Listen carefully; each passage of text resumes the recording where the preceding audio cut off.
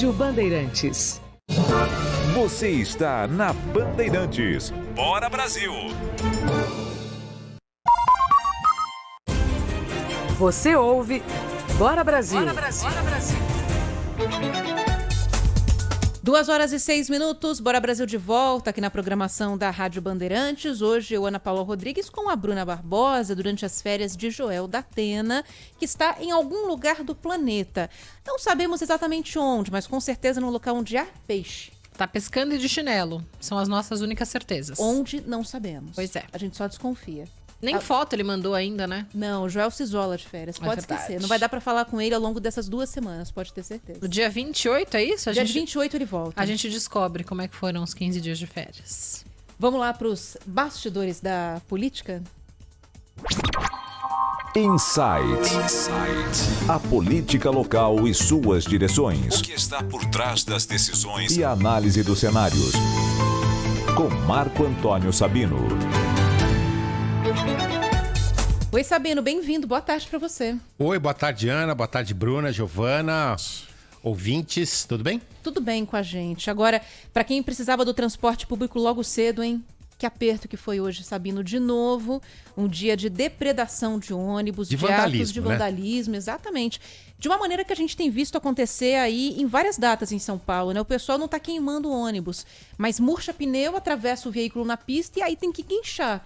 Só nisso, até conseguir completar esse trabalho, já paralisou um monte de linhas. Hoje, mais cedo, agora tá tudo normal, mas hoje foram 9 ônibus, né, depredados que passaram por esses atos de vandalismo. A prefeitura, inclusive, nos falou, Sabino, que desde o começo dessas manifestações, se a gente puder falar dessa maneira, lá no mês passado, já foram 5 datas em que ônibus foram depredados em São Paulo, foram 72 ônibus que tiveram que passar por revisão, conserto, porque de alguma maneira foram quebrados por esses manifestantes. Além de furar pneu, eles estão cortando a correia do coletivo, ou seja, o ônibus não tem como andar. E a gente foi tentar entender o que estava por trás dessas depredações, porque isso não está muito claro para ninguém, né? Por que depredação? Depredação não se justifica nunca, mas o que estaria levando a essa atitude de vândalos? Bom, o pano de fundo podem ser vários. A primeira hipótese é que os motoristas de ônibus, o sindicato dos motoristas de ônibus, votou e decidiu pela instalação de um estado de greve. Desde o dia 6 de julho, eles estão discutindo o reajuste da categoria.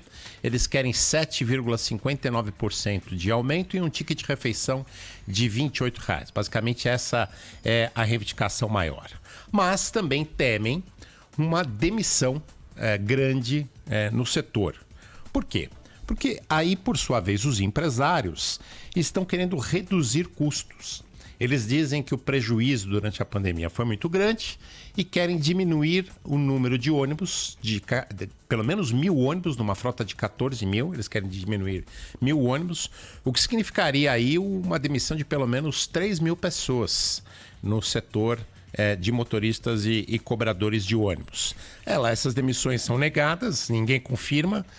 Ninguém confirma também no sindicato, mas esse é um pano de fundo importante. Além disso, há uma briga de empresários com a prefeitura pelo aumento do subsídio, né? Como se sabe, a tarifa de ônibus em São Paulo ela não é real. Para que a tarifa custe o que custa hoje, a prefeitura tem que colocar dinheiro no sistema. No ano passado, foram cerca de 3 bilhões de reais. Vou repetir, 3 bilhões de reais foram colocados para que a tarifa não subisse muito. O orçamento desse ano aprovado pela Câmara previa um valor menor, 2 bilhões 250 milhões. Mas os empresários querem 4 bilhões. 4 bilhões. Seria o maior valor da história, né? Seria o maior valor da história, né? O total do sistema beira aí os 8 bilhões, eles queriam pelo menos 50% do sistema em subsídios. O prefeito diz que não será maior o valor do subsídio esse ano do que foi no ano passado, que não há justificativa para isso. Isso é que o prefeito Ricardo Nunes está dizendo. Mas, de qualquer forma, é importante dizer que essas depredações viraram caso de polícia. Foi aberto um inquérito policial no 1º Distrito Policial e, segundo pessoas dentro da polícia, provavelmente quem está envolvido nessas depredações são pessoas ligadas de alguma forma ao setor. O importante aqui é a gente destacar o seguinte: vocês percebam que os interesses dos empresários, nesse caso, são coincidentes com os interesses dos funcionários da categoria. Por quê? Os empresários querem mais dinheiro para não demitir. Essa é a ameaça que se faz aos funcionários. E os funcionários também não querem as demissões.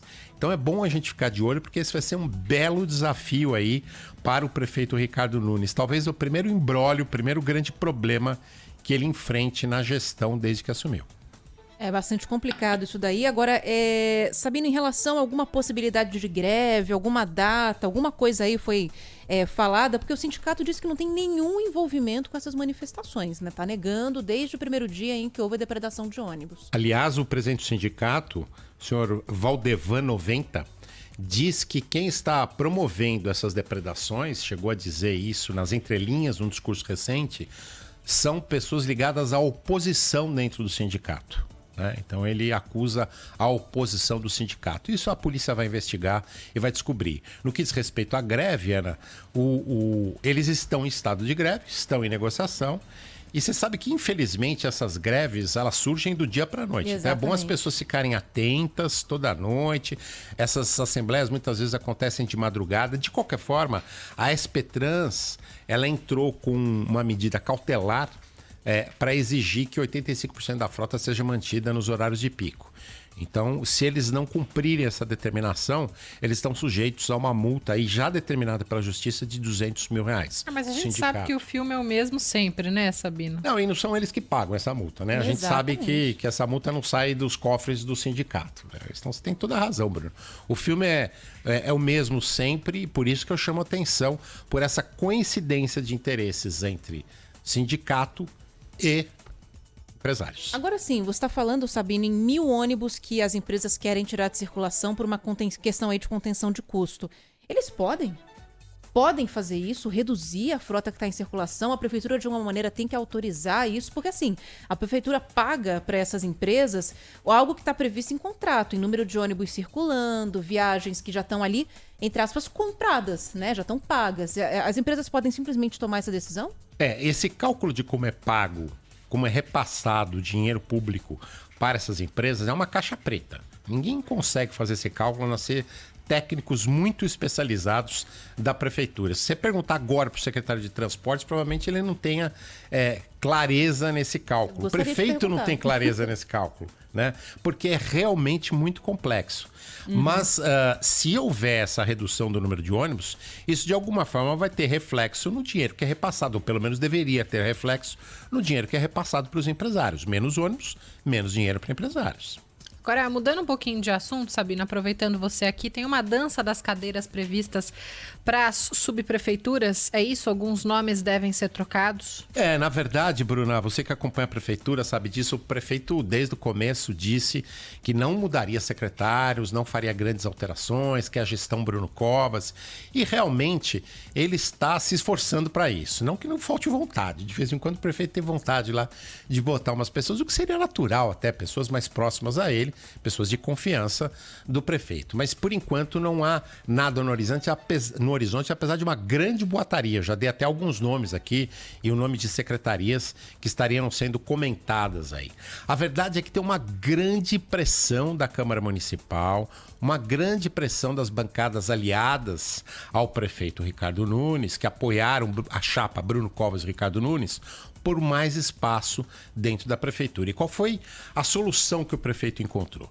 A solução foi, em vez de mexer agora no secretariado, vamos mexer nas subprefeituras.